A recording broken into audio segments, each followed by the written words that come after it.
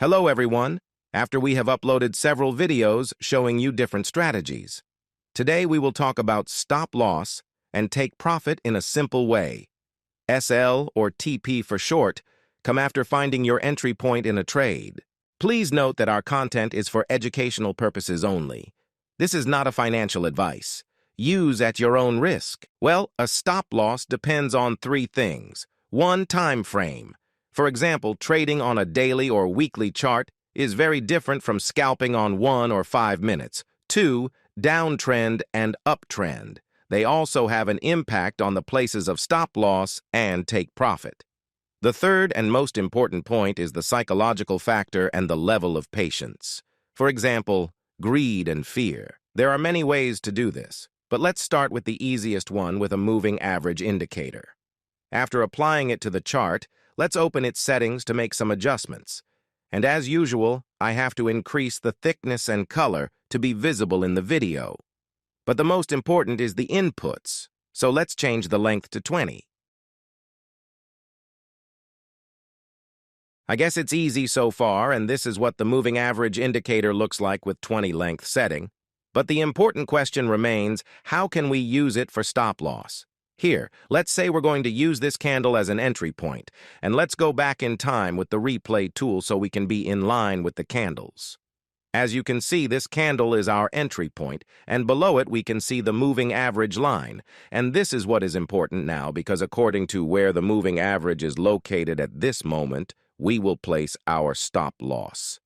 This means that the stop loss will be here below the yellow line that we drew, but it is always better to go a little below it. Now let's use the take profit and stop loss tool and apply it to the chart.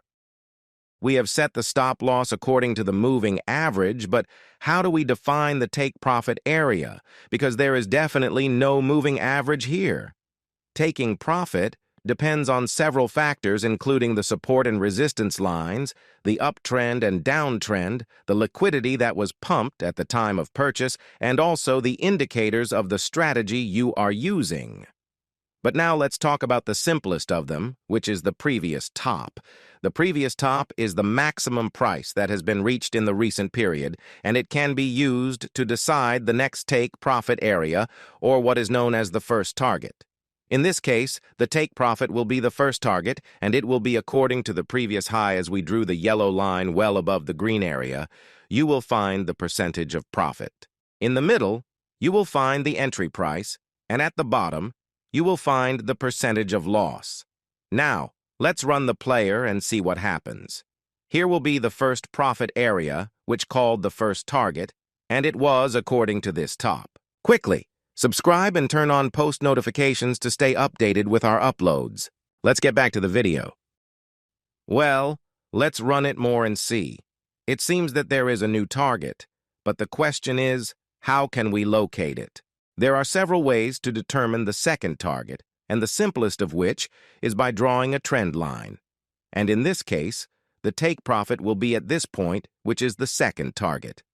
Now let's take another different example, which does not depend on the highest top.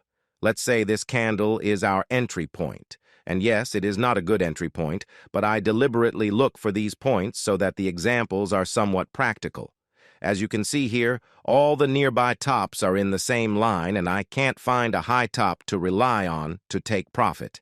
In this case, I will move a little and search for the nearest area with points of support and resistance. And this long candle here may show us this area quite simply.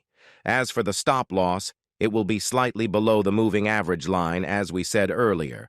Let's see it quickly so we can move on to the third example. As we have seen, we were able to set the take profit, and also the stop loss was in a good position.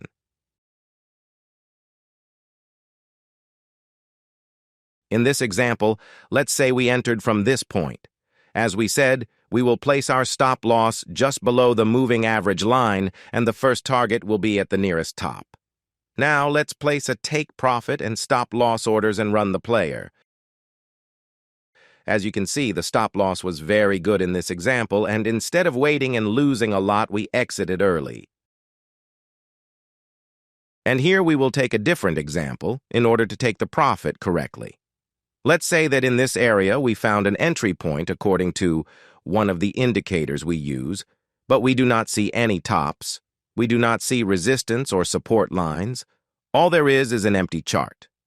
So how can we determine the target in this area? How do we take the profit? In this case, we will rely on drawing the trend line, and you can find in the previous videos how to draw it simply. And the target will be somewhere here. Now let's set the stop loss similar to the previous examples. Let's go back to taking the profit, and let's put the first target area as well.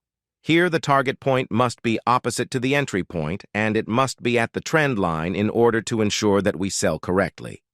Finally, let's put the stop loss and the take profit orders, and let's play the chart. As you can see here, we took the profit, and also the stop loss was in a good position. Now let's see another example in case there is a downtrend.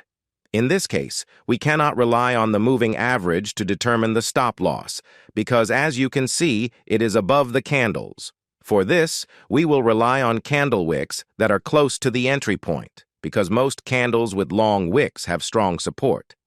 Let's put this into practice, and let's say I find a good entry point on this candle here.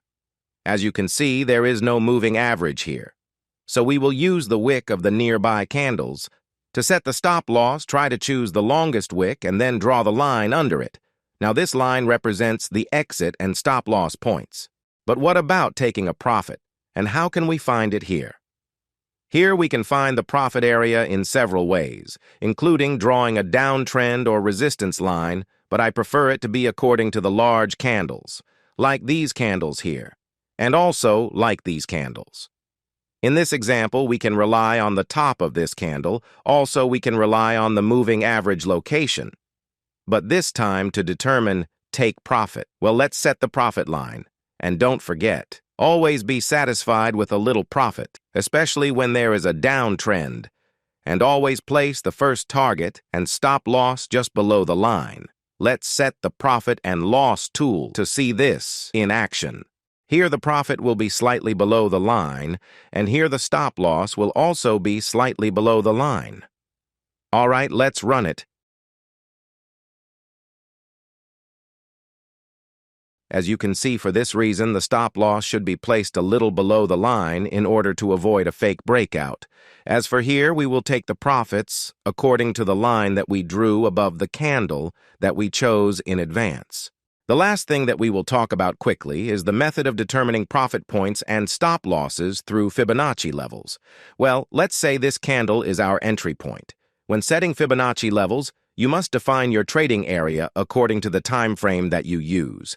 In our case, we use a 4-hour frame, so a period of a week or 10 days will be good. Also, you must search for the lowest bottom and the highest top so that you can rely on it in setting levels.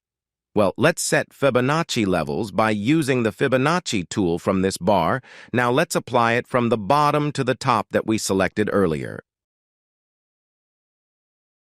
As we said, this candle is the entry point, and here at this level, we will place a stop loss. And don't forget, always a little under it. Here we can divide the profit, the first target, the second, and so on. Well, let this level be the first target. Now let's add our stop loss and take profit and see what happens. This is good because Fibonacci levels are one of the powerful indicators for predicting candlestick positions and trend movement. So if you like the video and you want more about Fibonacci levels, please let me know in the comments. But before we finish this video, there are some things that you should do before diving into the sea of stop loss and take profit. First, learn to read candles, at least the basic ones. Second, drawing trend lines, and you will find a simple video explaining this in the previous videos. Third, drawing support and resistance lines as we have previously explained. Finally, defining the entry point well and dividing the capital and profits. Thank you for watching. Hope you enjoyed it. See you in the next one.